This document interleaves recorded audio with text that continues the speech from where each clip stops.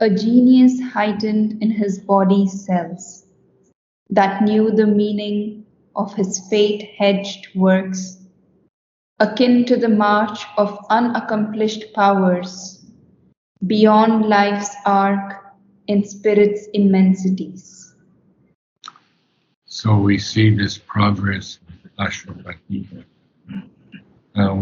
We've seen so much in him with his human being pacing with the divine, and he is become one and harmonious by the Maker's skill, and therefore a genius heightens, raises up, increases the quantity or degree of in his body cells. And that genius knew the meaning of his fate-hedged works. Fate-hedged here is a hyphenated word. It's interesting because it's a fate that is hedged. You know what a hedge is very, very clearly.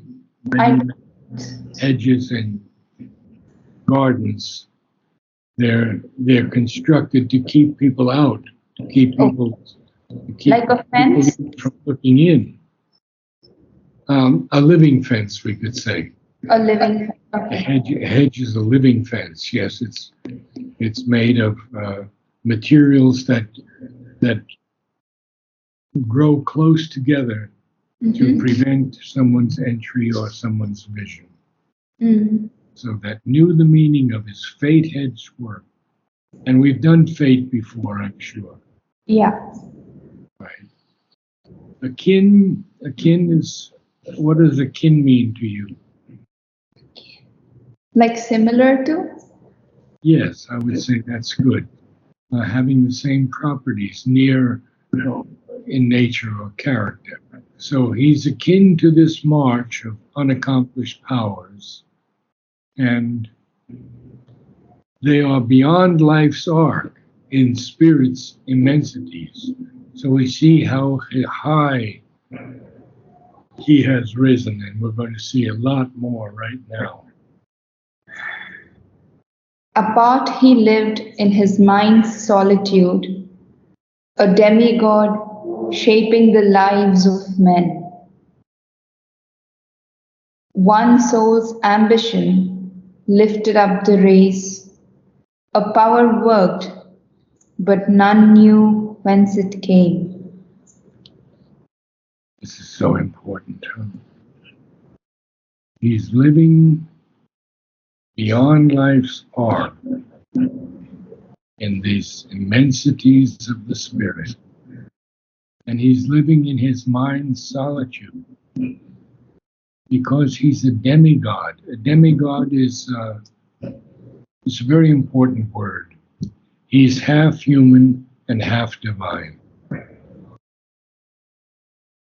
He's a deity, but he's not an avatar. But he's a demigod. At this point, he's a demigod, shaping the lives of men. And then this is Sri Aurobindo referring directly to himself. One soul's ambition lifted up the race.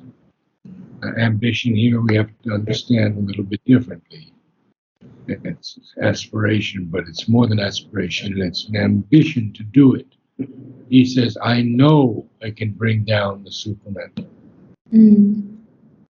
Okay, let's continue. A power worked, but none knew whence it came. About demigod, did Mother or Sri Aurobindo said Champaklal has become demigod towards the later years? Because I remember reading something in his book on those lines. That means he is partly divine and partly human. Okay. But I would not say that of Nolini. Nolini went much higher. Okay. He said, they asked him where he lived, and he said, in the overmind and sometimes a bit higher. It's a bit higher, but supermind. Right. And So where is he, demigod, like where does, in which plane of consciousness I would does, say over mental. okay. It's pretty high. It's very high. Mm, Yeah. okay. Okay, so now the power is working. We have to read that. The universal strengths were linked with his, filling earth's smallness with their boundless breadths. He drew the energies that transmute an age. Yes. Well, this is this is the Lord.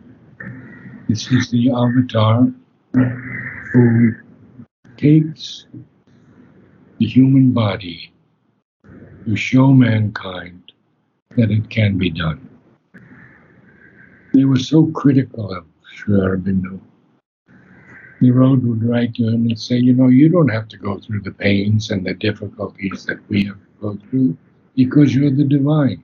Mm, Sri Aurobindo would blast back at him too.